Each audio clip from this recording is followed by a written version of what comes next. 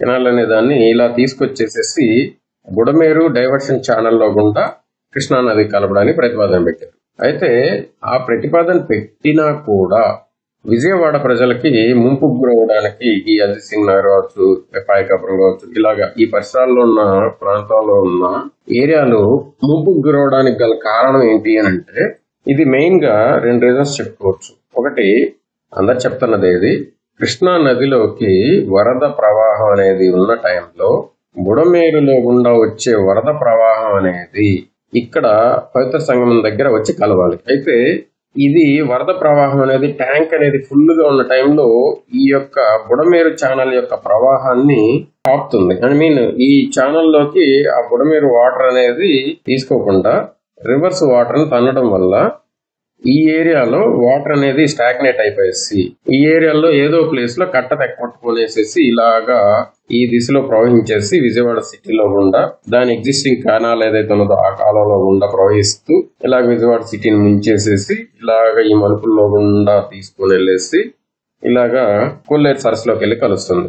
అయితే ఇక్కడ diversion channel యొక్క కెపాసిటీ చూసుకుంటే 10,000 క్యూసెక్ అండ్ బుడమేరు వాగు యొక్క కెపాసిటీ చూసుకుంటే 11,000 క్యూసెక్. అంటే క్యూసెక్ అంటే క్యూబిక్ ఫీట్ పర్ సెకండ్ అనమాట. క్యూసెక్స్ అనే దాన్ని వరద యొక్క ప్రవాహాన్ని క్యూసెక్ లో కొలుస్తారు.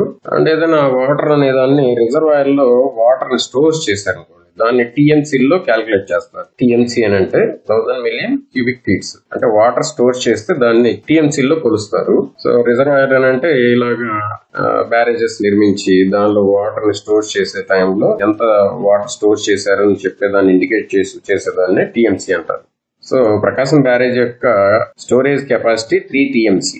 అండ్ ఇక్కడ కృష్ణా నదిలో వరద ఎక్కువగా ఉన్నప్పుడు ఈ ట్యాంక్ కెపాసిటీ వచ్చేసి 11,90,000 క్యూసెక్లు. ఇది అంటే ఏదైతే ఇక్కడ వరద ప్రవాహం ఇక్కడ చాలా వెడల్పుతో ప్రవహిస్తూ వస్తుంది, ఇక్కడికి వచ్చేలకి వరద అనేది కంట్రోల్ చేసి ఇక్కడ కిందకి డెలివరీ చేస్తుంది ఈ ప్రకాశం బ్యారేజ్ దగ్గర. ఇక్కడ బ్యారేజ్ దగ్గర డెలివరీ చేసే టైంలో వరద ఎక్కువ తాకిడి ఉంటే వరద యొక్క ఫ్లోటింగ్ ఎన్ని క్యూసెక్లు వరద ఇన్ఫ్లో అవుట్ఫ్లో అని చెప్తారు. ఇన్ఫ్లో వస్తుందో అవుట్ఫ్లోకి దాన్ని బట్టి ఈ కెపాసిటీని బట్టి వదులుతూ ఉంటారు. సో ప్రకాశం బ్యారేజ్ యొక్క మాక్సిమం కెపాసిటీ 11,90,000 క్యూసెక్లు. ఇది అంత వరద ప్రవాహాన్ని మాత్రం తట్టుకోగలదు. సో హైయెస్ట్ గా మొన్న వచ్చిన ఆగస్టు 30-31 తేదీల్లోకి వచ్చిన వరద ప్రవాహం ఆల్మోస్ట్ 11,40,000 క్యూసెక్లు సమ్ చేంజ్ వరకు ఈ ప్రకాశం బ్యారేజ్ లో గుండా కిందకి వదలడం జరిగింది. సో రీసెంట్ గా ప్రకాశం బ్యారేజ్ కి దిగువన గతంలో ఏంటంటే ఇక్కడ చూడొచ్చు కృష్ణలంక, రామలింగేశ్వర నగరు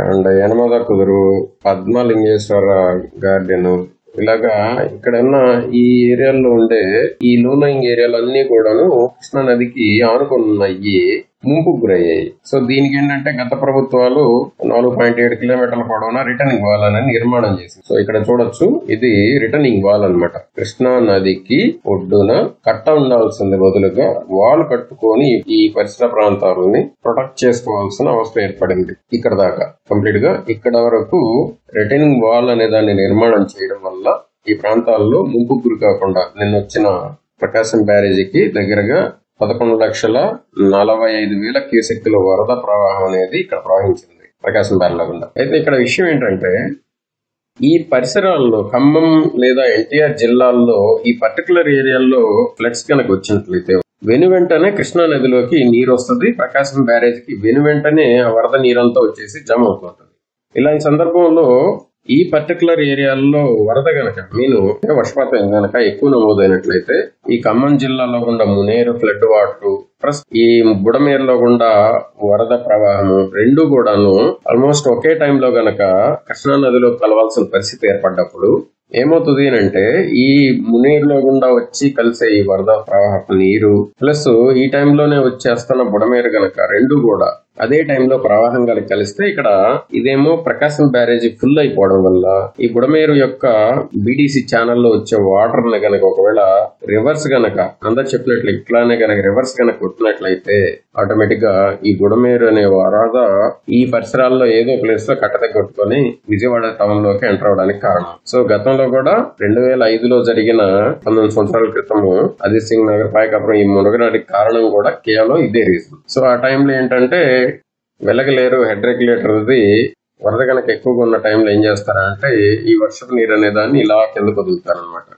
సో ఇక్కడ గనక రివర్స్ గనక తన్నినట్లయితే ఈ క్షణాల ద్వారా ఈ వరద నీటి అనే దాన్ని ఇలాగా కింద కదులుతారు. సో అదంతా కూడాను వరద నీరంతా ఇలా వెళ్ళేసి రెసిడెన్షియల్ ఉన్న ఈ అజిత్ సింగ్ నగర్ అండ్ పాయకాపురం లేకుంటే రాజరాజేశ్వరిపేట ఇలాగా ఈ పరిసరాల్లో గుండా ఈ వరద నీరు అనేది వెళ్ళేసేసి కొల్లేరు లేక్ లో కలుస్తుంది. అయితే ఇక్కడ మెయిన్ గా ఏంటంటే సమస్య ఇక్కడ పడ్డ 2005 టైంలో ఈ పర్టికులర్ ఏరియాలో పడ్డ వర్షపాతం అనేది 70,000 క్యూసెక్కుల ప్రవాహాన్ని ఇక్కడ నమోదైంది.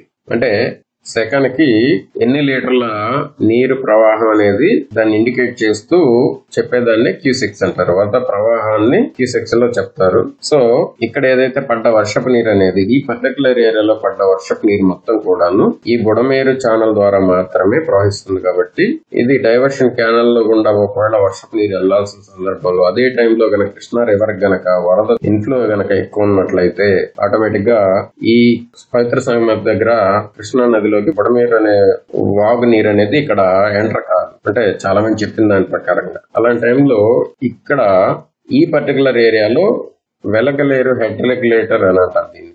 ఇది వెలగలేరు దగ్గర హెడ్ రెగ్యులేటర్. ఈ వెలగలేరు దగ్గర హెడ్ రెగ్యులేటర్ కనుక ఎత్తేసినట్లయితే ఆటోమేటిక్ గా ఈ వర్షపు నీరు అనేది ఈ కాలంలో గుండా ఇలా వెళ్ళేసేసి ఇలాగా వెళ్లి విజయవాడ టౌన్ పరిధిలో గుండా ఇలాగ వెళ్లేసేసి ఇక్కడ కొల్లేరు సరస్సులో కలుస్తుంది. అయితే ఇక్కడ సమస్య ఏంటంటే ఈ డైవర్షన్ ఛానల్ వరకు వస్తున్న ఈ కాలువ యొక్క వెడల్పు ఇక్కడేమో ఎక్కువగా ఉంటది.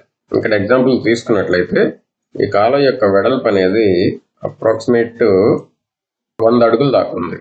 బట్ ఈ హెడ్ రెగ్యులేటర్ దిగువ గనక వర్షపు నీరు వదిలినట్లయితే ఆటోమేటిక్ గా ఇక్కడ దాని ప్రవాహం అనేది చూసుకున్నట్లయితే ఇక్కడ కేవలం 50 అడుగులు మాత్రమే ఉన్నది. అంటే 100 అడుగుల వెడల్పు గల కాలంలో ప్రవహించాల్సిన నీరు అనేది ఈ హెడ్ రెగ్యులేటర్ కిందకు వచ్చేసిన తర్వాత ఇక్కడ 50 అడుగులు అప్రాక్సిమేట్ గా అంతకంటే తక్కువ ఫీట్ విడ్త్ లో కూడా ఇది కొన్ని ఏరియాల్లో ఉంటది కొంతవరకు ఆక్రమణ జరగడం వల్ల. అలాగా ఈ చిన్న ప్రదేశంలో గుండా ఈ కాలంలో గుండా వర్షపు నీరు వెళ్ళడం వల్ల ఇదేమవుతుంది అంటే ఈ పర్టికులర్ ఏరియాలో గుండా ఇది మొత్తం కాలువ ఓవర్ఫ్లో అయిపోయేసేసి కట్టల పైనుంచి వర్షపు నీరు అనేది ప్రవహిస్తూ ఇక్కడ ఉన్న పొలాల మొత్తాన్ని ముంపుకు గురి చేసి ముంచేసేసి ఆటోమేటిక్ గా ఒక రూట్ అంటూ లేకుండా ఎలా పడితే అలా ప్రవహించేసేసి అన్ని ఒక చోట జమ అయ్యి ఈ పర్టికులర్ ఏరియాలో గుండా కింద విజయవాడ సిటీలో ఉన్న బుడమేరు ఛానల్లోకి వచ్చి కలుస్తుంది. సో దానివల్ల ఏమవుతుంది అంటే ఈ ఏరియాలో ఈ పర్టికులర్ ఈ ఏరియా అంతా కూడా ముంపుకు గురవుతుంది. దట్ ఇంకోటి